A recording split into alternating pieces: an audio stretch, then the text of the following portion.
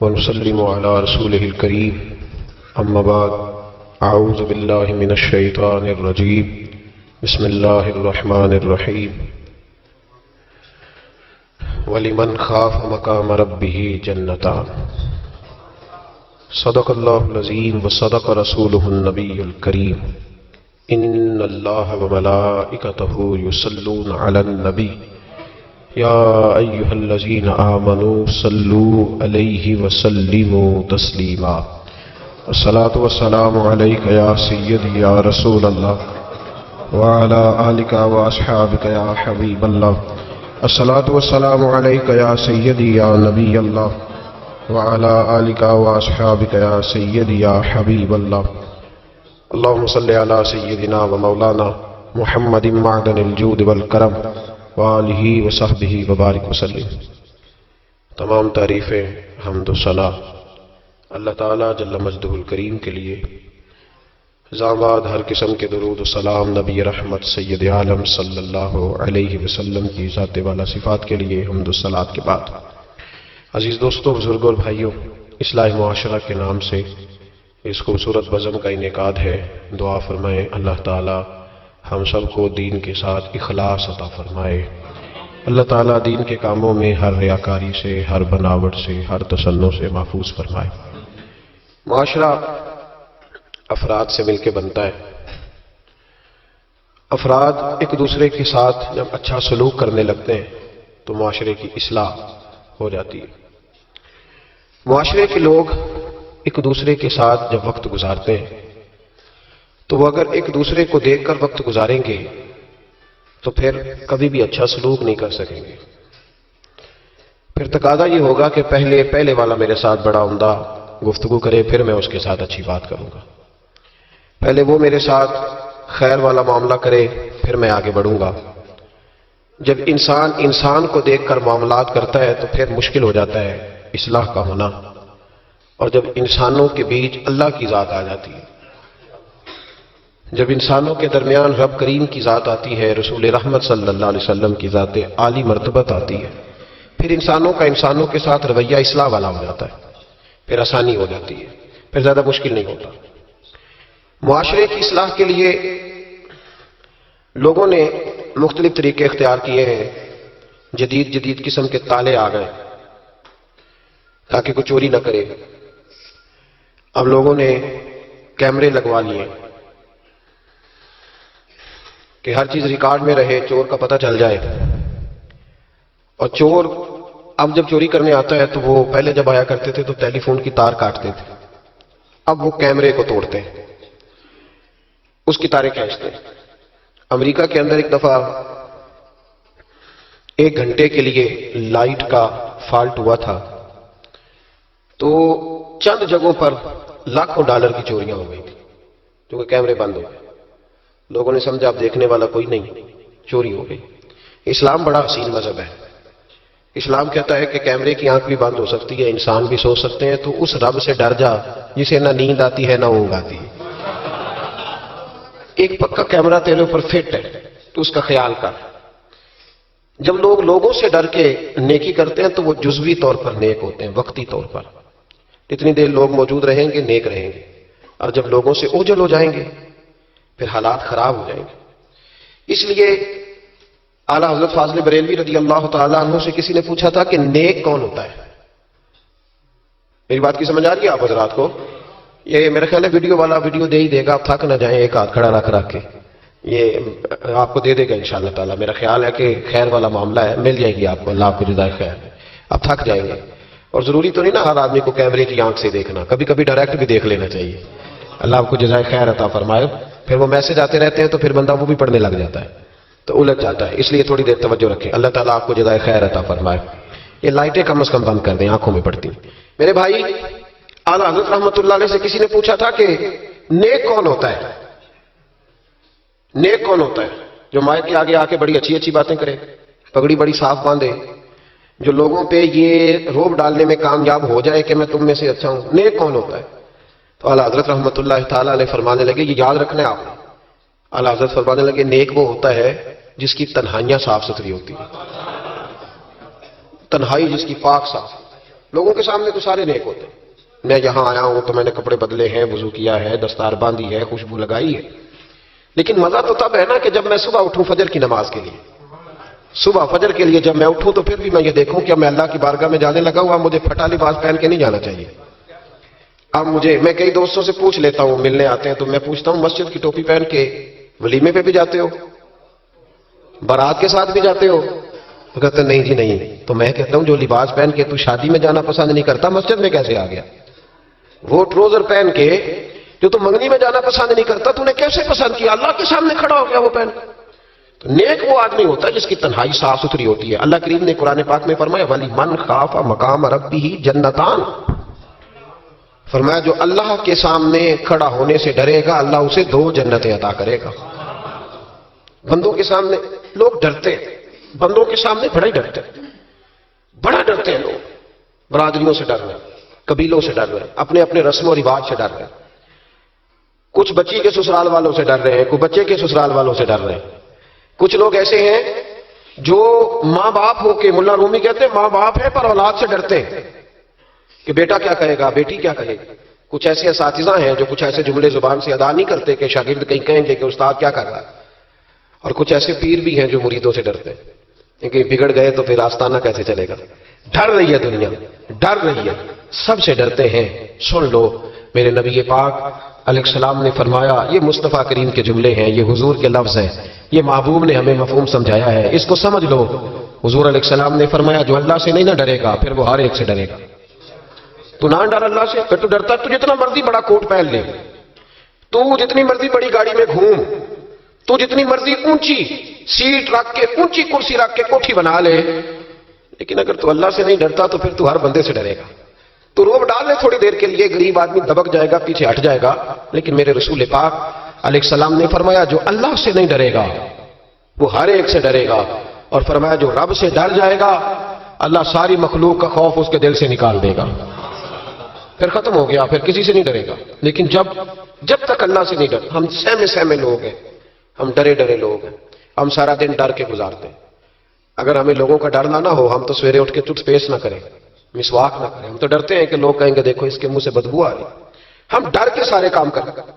کسی کی شادی میں اس لیے جاتے ہیں کہ برادری ناراض ہو جائے گی کہ خود ہم اس کے ہاں گئے تھے تو یہ آیا کیوں نہیں. ہم تو بھائی تعزیت کرتے ہیں لوگوں سے ڈر کے. یاد رکھو یہ زمانہ بھگا کے تھکا دے گا، یہ راضی نہیں ہوگا. اب بھاگتے رہیں لوگ دیواروں تک، قبروں کی دیواروں تک چلے گئے. پر یہ دنیا کی محبت اس طرح کی ہے جس طرح بھیڑوں کی محبت ہوتی ہے. اس طرف والی بھیڑوں کو گھیر کے لاؤ تو ادھر والی نکل جاتی ہیں، ادھر والی کو گھیر کے لاؤ تو ادھر والی. یہ مولا علی شیر خدا کا فرمان ہے. آپ فرمایا کرتے تھے یہ نکل جائیں گے. کب تک بندوں کو راضی کرو گے؟ کب تک راضی کرو گے؟ ادھر والے رشتہ داروں کو ناراض کرو گے، راضی کرو گے تو ادھر والے ناراض ہو جائیں گے. ادھر والے دوستوں کو راضی کرو گے تو پیچھے والے بگڑ جائیں گے. تو حضور پھر کیا کریں؟ آپ فرمانے لگے ایک رب کو راضی کرو. ان الذین آمنوا وعملوا الصالحات سیجعل لهم الرحمن ودا. فرمایا اگر رب رحمان تم سے راضی ہو گیا تو لوگوں کے دلوں میں تمہاری محبت پیدا فرما دے. پھر لوگوں کے دلوں میں تمہاری محبت، اللہ کا خوف پیدا کریں، ڈرا کریں اللہ تعالیٰ سے. یہ ذہن بنائیں کہ میرا مالک مجھے دیکھ رہا ہے. حضرت جنید بغدادی رحمت اللہ تعالی علیہ فرماتے ہیں جب میں اپنے ماموں سے مرید ہوا نا حضرت سر سختی سے، تو میں نے ان سے وظیفہ پوچھا. لوگ کہتے ہیں کہ کامل پیر نہیں ملتا، تو میں کہا کرتا ہوں کہ مرید ہی کوئی نہیں ملتا، کوئی مرید نہیں، سارے تویزوں والے ملتے ہیں. کہتے ہیں حضرت صاحب آپ مہربانی کریں ایسی پھونک مارے کہ سویرے اٹھوں تو میرے پلنگ کے نیچے 2 توڑے نوٹوں کے پڑے ہوئے ہوں. تو یہ حضرت صاحب کو یہ والی پھونک آتی ہوتی تو وہ اپنے پلنگ پہ نہ مار لیتے، وہ تیرے پلنگ پہ مارنا تھی ان کو یہ پھونک. کہتے کوئی ایسا کام چلے کہ وہ پیسہ ہی پیسہ ہو جائے. تو میں نے کہا یہ جو تجھ سے 1000 روپیہ لے رہا ہے 2000 لے رہا ہے، اگر یہ پھونک ہوتی تو یہ پہلے اپنی پٹاری پہ مارتا. بھائی طریقت اور تصوف کس چیز کا نام رکھا ہے؟ پہلی بات تو یہ ہے کہ مرید کا وہ تصور ہی نہیں کہ میں نے معرفت الہی حاصل کرنی ہے، میں نے اللہ کی بارگاہ تک جانا ہے. رویہ بالکل دوسرا ہے. جب میرا رویہ یہ ہے تو پھر سامنے والے کا بھی تو وہی ہوگا نا. اس لیے کہ جیسی میری نیت ہوتی ہے لوگ بھی مجھے ویسے ہی ملا کرتے ہیں.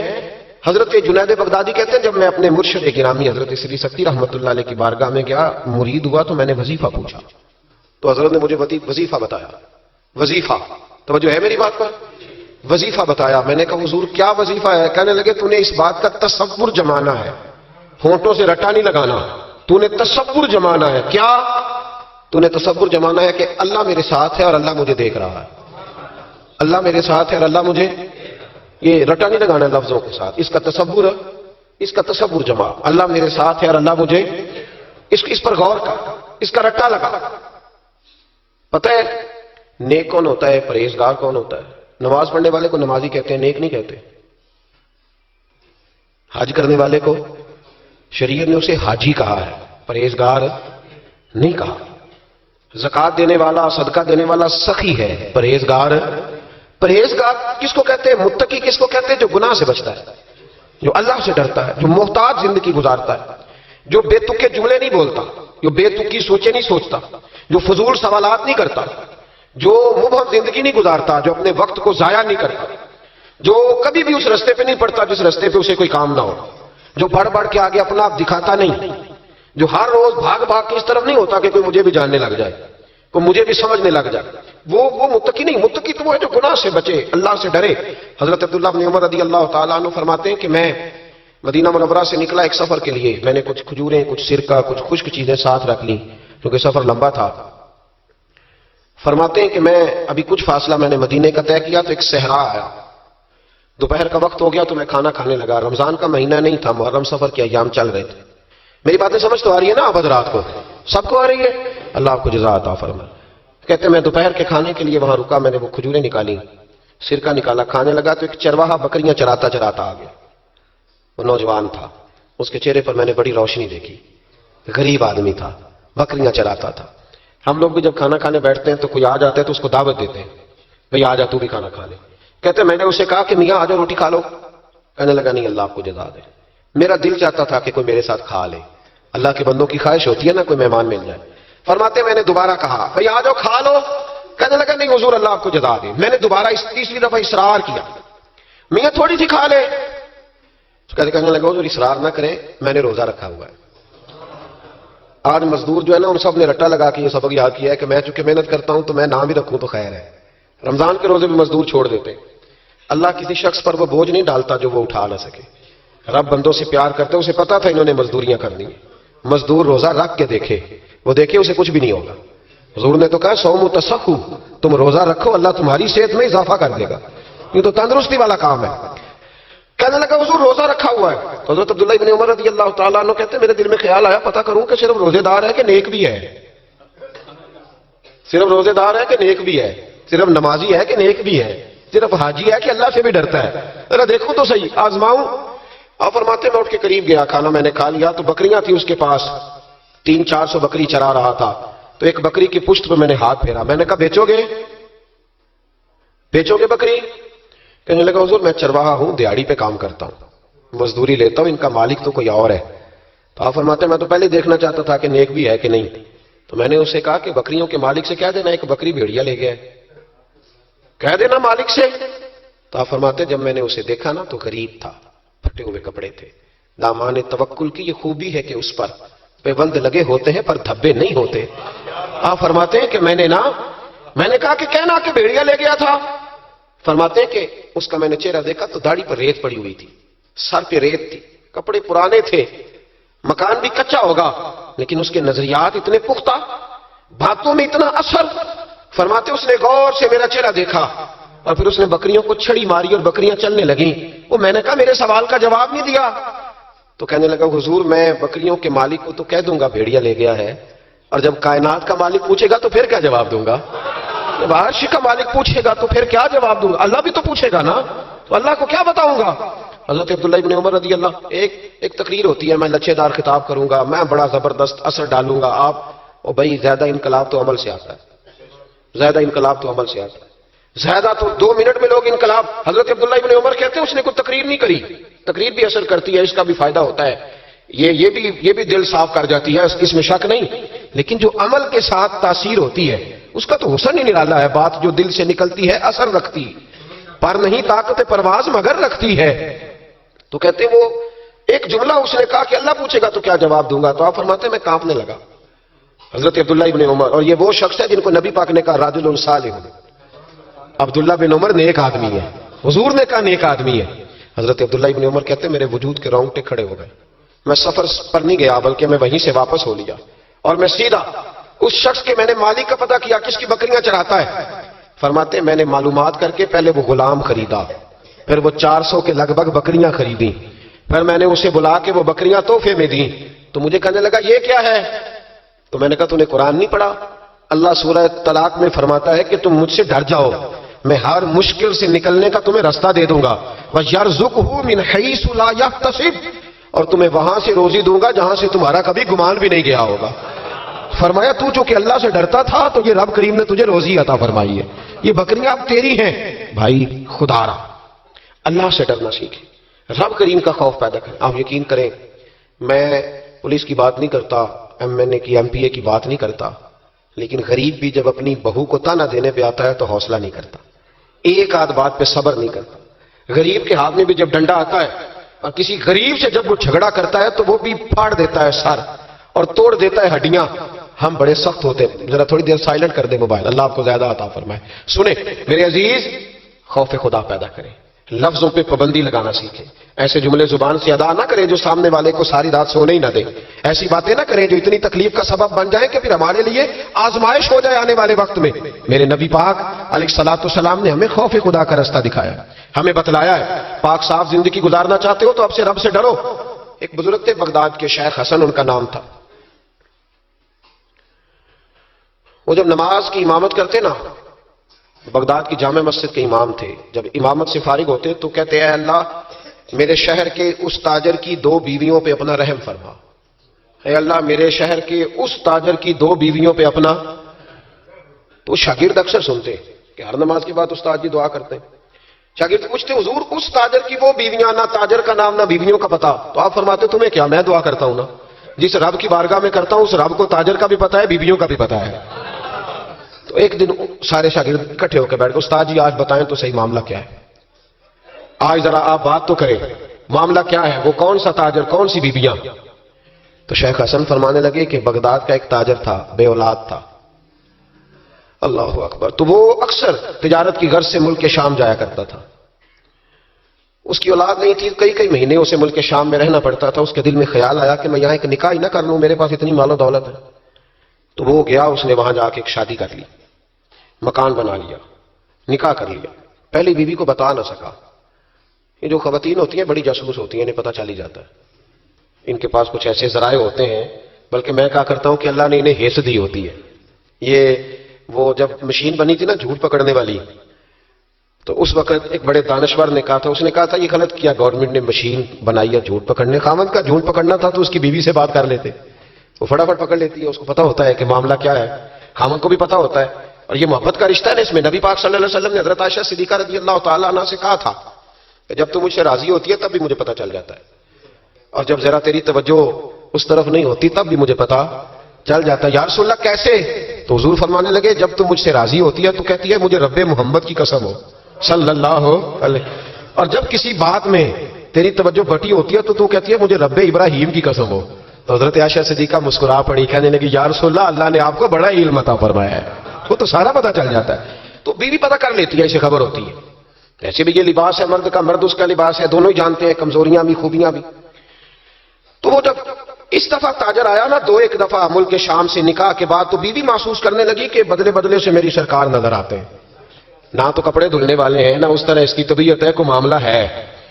لیکن فرما بردار بیوی تھی تو ڈائریکٹ شوہر سے سوال نہیں کیا, ایک جاسوس کے ذمہ لگایا کہ ملک شام جا کے پتہ تو کر ماجرا کیا ہے. وہ گیا, اس دفعہ جب یہ ملک شام گیا نا چند مہینوں کے بعد دوبارہ, تو وہ پیچھے گیا کہ کہنے لگا کہ میں کچھ بتا نہیں سکتا, تکلیف والی بات ہے, لیکن مسئلہ یہ ہے کہ تیرے خاوند نے وہاں نکاح کیا ہوا ہے, ایک گھر بھی لیا ہوا ہے, ایک بیوی بھی ہے. اس نے کہا چلو آتے ہیں تو بات کرتی ہوں. لیکن اب کہ جب یہ آیا نا واپس ملک شام سے تو بڑا شدید بیمار ہو کے آیا, شدید بیمار. خاتون کہتی ہے مجھے پوچھنے کا موقع ہی نہ ملا, وہ بیمار ہی اتنا تھا, میں نے مناسب ہی نہ سمجھا, تیمارداری کرتی رہی, تندرست ہوگا تو بات کروں گی. اللہ نے موقع نہ دیا, وہ تاجر انتقال کر گیا. ادھر دیکھیں نہیں میری طرف, وہ انتقال کر گیا. اب عدت گزری تو اس بیوی نے, بغداد والی نے, اس نے اس کا کل مال, جو کہ اور کوئی تھا ہی نہیں, یہی بیوی تھی اور بڑا مالدار تھا, اس نے کل مال جمع کیا اور پھر اس کو آدھے حصے میں بانٹا.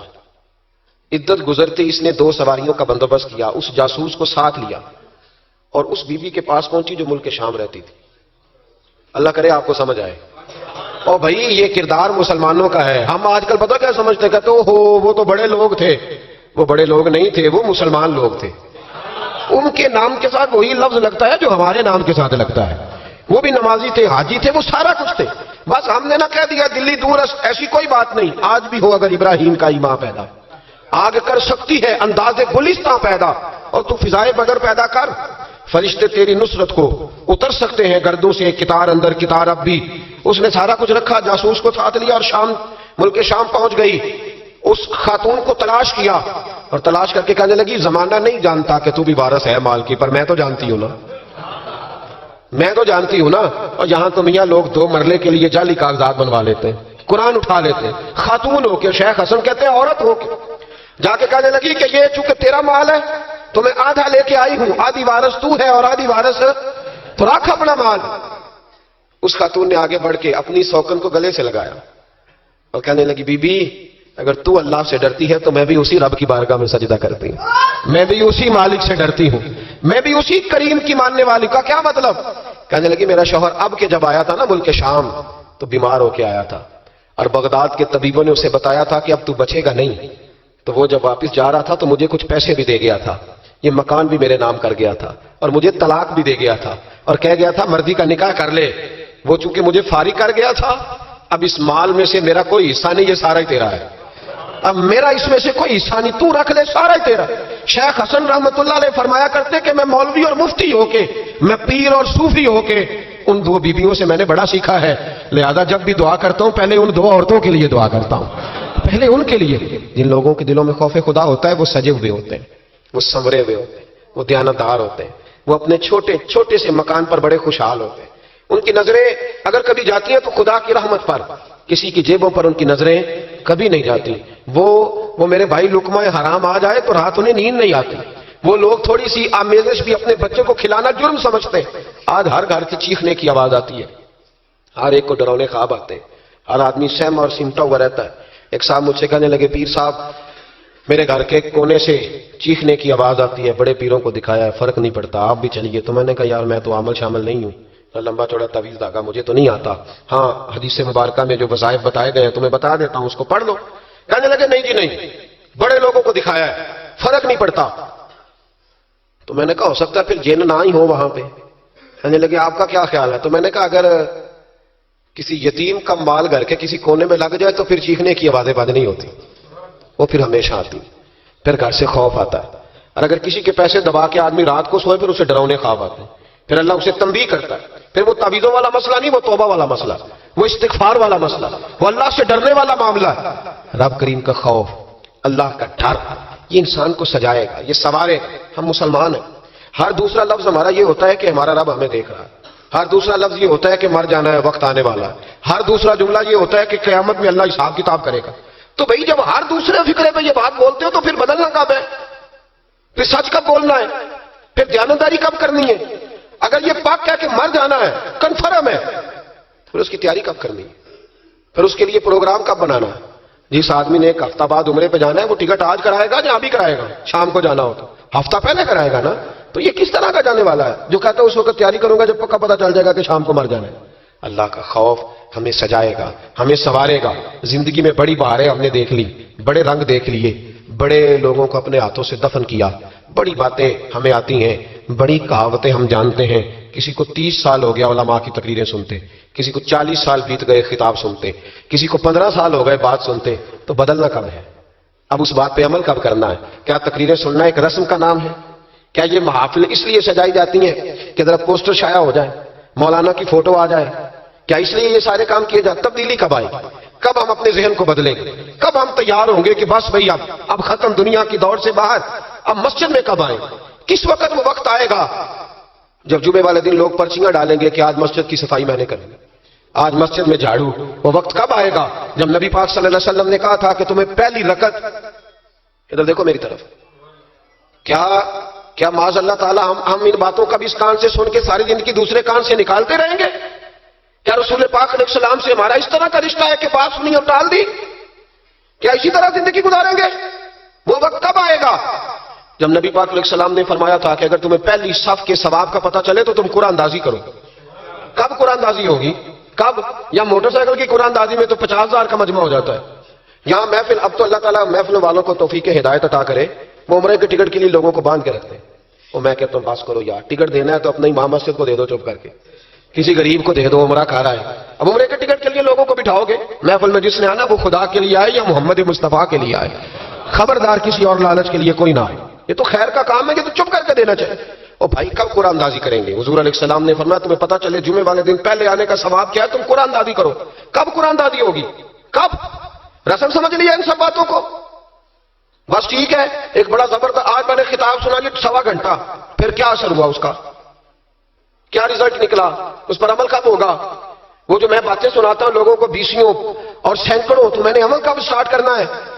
جنہوں نے نبی پاک سے سنا تھا انہوں نے عمل کیا تھا، انہوں نے سنا تھا انہوں نے.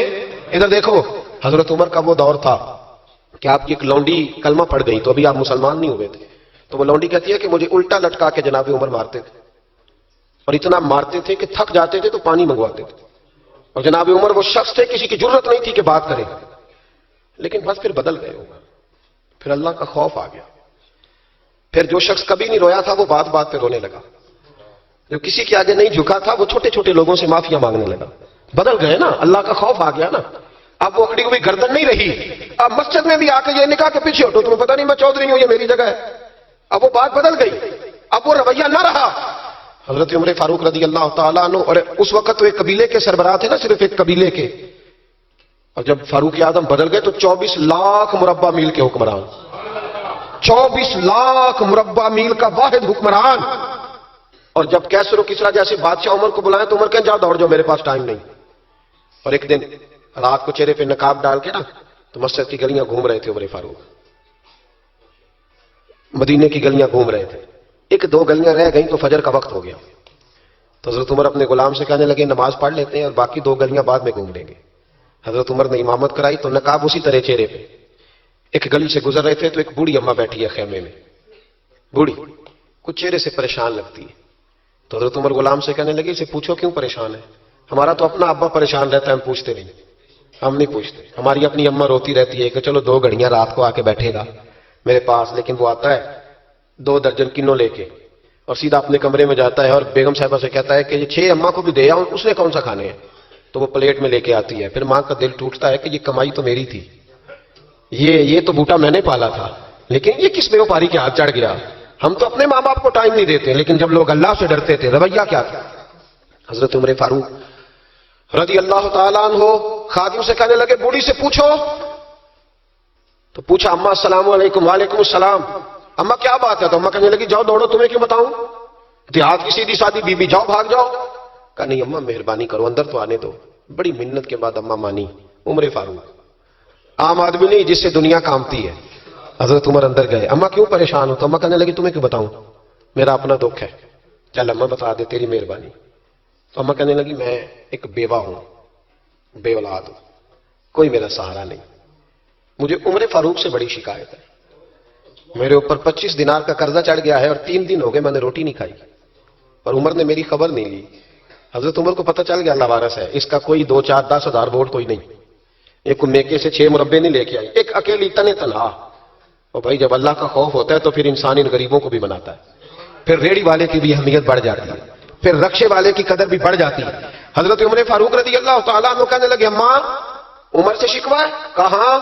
جناب عمر کہتے ہیں میں نے ایک جملہ کہا تو اماں نے تو مجھے لاجواب کر دیا. میں نے کہا اماں عمر کو کیا پتا کہ تو بھوکی اور مقروض ہے، اسے کیا خبر؟ تو اماں کہنے لگی کیا کہا تم نے؟ عمر کو خبر نہیں، اسے پتا نہیں؟ تو عمر سے کہو نا چھوڑ دے حکومت، اس کے حوالے کرے جو خبر رکھ سکتا ہے. کیوں بیٹھا ہے پھر؟ ہمارے حکمران کہتے ہیں ابھی میں صدمے میں ہوں، نکلوں گا تو بات کروں گا، نہ ادھر ادھر کی تو بات کر. یہ بتا کہ قافلہ کیوں لٹا؟ مجھے راہزنوں سے غرض نہیں، تیری راہبری کا سوال ہے. ہاں تجھے جواب دینا پڑے گا. حضرت سیدنا عمر فاروق رضی اللہ تعالیٰ عنہ سے اماں کہنے لگی نہیں خبر رکھ سکتا تو حکومت کیوں کرتا ہے، چھوڑتا کیوں نہیں؟ تو حضرت عمر کہتے ہیں میں کانپنے لگا. دوڑے گئے جناب عمر. میں نے کہا اس اماں کا 6000 ووٹ نہیں کہ اس کی قدر کی جائے. یہ اماں کوئی بہت آکسفورڈ یونیورسٹی کی ڈگری ہولڈر نہیں کہ اس کی بات مانی جائے کہ لاوارث اور بیوہ بی بی. عمر دوڑے گئے، گھر سے اناج کا تھیلا کندھے پہ رکھا، 25 دینار بھی لیے، پکا پکایا کھانا بھی لیا. خادم کہنے لگا حضور مجھے دے دے میں اٹھا لیتا ہوں. تو حضرت عمر فرمانے لگے چل وعدہ کر قیامت کے دن بھی میرا بوجھ اٹھائے گا؟ کہنے لگا جی نہیں وہاں نہیں اٹھا سکتا. فرمایا پھر آج بھی نہ اٹھا, مجھے ہی اٹھانے دے, یہ میرا بوجھ ہے تو مجھے ہی. اماں کے سامنے 25 دینار بھی رکھے. پھر اماں کو حضرت فاروق اعظم نے 2 مہینے کا راشن بھی دیا, پھر پکا پکایا کھانا بھی دیا. معمولی آدمی کی بات نہیں کر رہا, 24 لاکھ مربع میل کا حکمران. حضرت عمر مدینے میں بیٹھ کے کبھی للکار دے تو کیسر و کسریٰ کی ٹانگیں کانپے. جناب عمر فاروق رضی اللہ کھانا کھلا کے اماں چارپائی پہ تھی تو عمر نیچے بیٹھ گئے. کہنے لگے اماں چل عمر کو معاف کر دے, چل چل جانے دے, کوئی عرض نہیں. بیچارے کو پتہ نہیں چلا. تو اماں کہنے لگی تو نے پھر عمر کا ذکر چھیڑ دیا. بیٹے میرے گھاؤ بڑے گہرے ہیں, میرے زخم بڑے سخت ہیں, کلیجہ پھٹے تو تجھے دکھاؤں کتنی تکلیف میں ہوں. میں تو پکا ہوا پھال ہوں, کسی وقت بھی دنیا سے چلی جاؤں گی. میں نے عمر کو معاف نہیں کرنا. جب میں قبر میں جاؤں گی نا, نبی کریم علیہ السلام آئیں گے تو میں عمر کی شکایت کروں گی. میں کہوں گی حضور اس سے پوچھئے یا رسول اللہ بیوہ اور بوڑھی کا خیال ہی نہیں کیا. تو آپ کے غلام کہتے ہیں میں نے عمر کو کبھی اتنا روتے نہیں دیکھا جتنا آج روئے. کہنے لگے اماں عمر کو میں جانتا ہوں وہ کمزور ہے, یہ شکایت نہ لگانا, وہ کمزور ہے, مقابلہ نہیں کر سکے گا, یہ شکایت نہ لگانا, چل معاف کر دے. تو اماں کہنے لگی اچھا تو مجھے کچھ اچھا لگتا ہے, جا تیری خاطر عمر کو معاف کیا, تو پیارا لگا ہے, جا معاف کیا, تیری خاطر معاف کیا, تیری خاطر عمر کو معاف کیا. حضرت عمر فاروق کہنے لگے مجھے لکھ کے دو. کون اتنے جتن کرتا ہے, کون؟ کسی سے کہنا جا اپنی اماں کو منا لے, تو کہتے ہیں نہیں میری غلطی کوئی نہیں, تو بناؤں کس بات پہ, ہمیں تو 20 دلیلیں آتی ہیں. جا ابا کے پیر پکڑ لے. پتہ ہے نبی پاک علیہ السلام نے فرمایا جس کا باپ راضی ہوگا اسی کا اللہ راضی ہوگا, اور جس کا باپ ناراض ہوگا وہ سارا دن وظیفے پڑے, اس کا اللہ راضی. یہ ابو داؤد شریف کی حدیث ہے. نا جی بڑی مہربانی, پیسے نہ لائیے گا. اب بات سنیں, وہ بھی میں سمیٹنے کی طرف آ رہا ہوں, ختم کر رہا ہوں, آپ میری بات پہ توجہ رکھیں. عزیز بھائی, نبی کریم صلی اللہ تعالی علیہ وسلم نے جو اپنے غلاموں کی تربیت کی, تو حضرت عمر فاروق کہنے لگے لکھ کے دو, لکھ دو. تو اماں کہنے لگی آپ لکھیں میں سائن کر دیتی ہوں, آپ لکھ دیں میں سائن کرتی ہوں.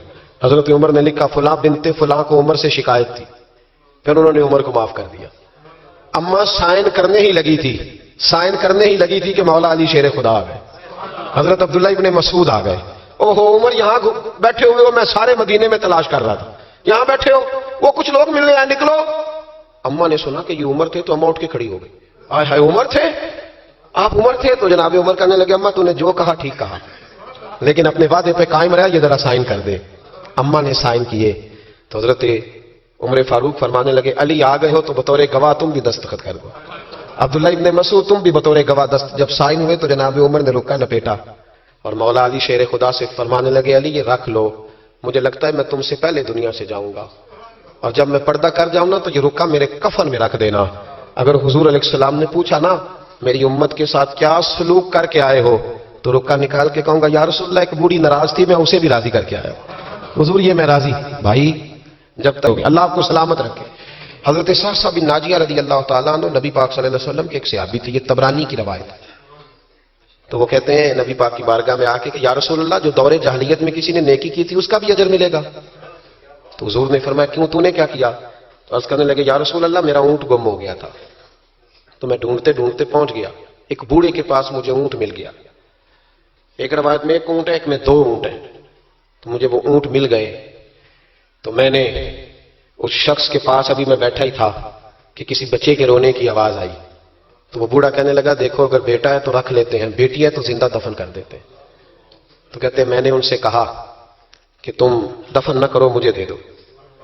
فرماتے انہوں نے پھر مجھ سے قیمت مانگی تو میں نے وہ اونٹ دے دیے. میں 2 3 اونٹ دے کے وہ بچی لے آیا. پھر میں وہ لوگ ڈھونڈنے لگا جو بچیاں دفن کرتے تھے, میں انہیں قیمت دیتا اور بچیاں لے آتا. عرض کرنے لگے یا رسول اللہ, پھر میں نے حویلی بنائی, اس میں نے عورتوں کے ذمے لگایا بچیوں کو پالنا. 360 بچیوں کی میں نے جان بچائی ہے. یا رسول اللہ آج کلمہ پڑھنے آیا ہوں, اس کا بھی مجھے اجر ملے گا. تو حضور فرمانے لگے پہلا اجر تو تجھے مل گیا نا, اللہ نے کلمے کی توفیق عطا کر دی, پہلا اجر بھی تجھے مل گیا, اور باقی بھی اللہ تجھے خزانے کھول کے اجر عطا فرمائے گا. خیر کریں گے تو اللہ اجر ضائع نہیں کرتا, اللہ اجر ضائع, لیکن خیر کی عادت بنائیں, شر سے ہمیشہ بچیں. اللہ ہمیں توفیق عطا فرمائے. اللہم صلی علی سیدنا و مولانا محمد معدن الجود والکرم وعلیہ وبارک وسلم. اللہ ہمارا یہاں حاضر ہونا قبول فرما, ہمارے گناہوں کو معاف فرما, ہماری غلطیوں سے درگزر فرما, علم نافع کی توفیق عطا فرما, عمل صالح کی توفیق عطا فرما. اے مالک کریم مسجدوں کی رونق کو دوبالا فرما, گناہ کے اڈوں کو برباد فرما. مالک کریم نیکی کرنے اور نیکی پھیلانے کا ذریعہ بننے کی توفیق عطا فرما۔ اے عرش و فرش کے مالک، اپنے محبوب علیہ السلام کے رستوں کا ہمیں مسافر بنا، حضور کی تعلیمات پر عمل کی توفیق عطا فرما۔ اللہ عالم اسلام کے حق میں رحمت والے فیصلے فرما، برما کے مجبوروں کی مدد فرما، کشمیر اور فلسطین کے مظلوموں کی مدد فرما، پاکستان کو نظام مصطفیٰ صلی اللہ علیہ وسلم کا گہوارہ بنا۔ اے اللہ سجدوں کا ذوق عطا فرما، عبادتوں کا شوق عطا فرما، تلاوتوں کی لذت عطا فرما۔ اے مالک کریم زندگی تقوی کے نور والی اور موت کلمہ اسلام پہ نصیب فرما۔ اللہم انا نسألک العفو والعافیۃ فی الدین والدنیا والآخرہ۔ رب اغفر وارحم وانت خیر الراحمین، وصلی اللہ تعالی علی حبیبہ سیدنا و مولانا محمد۔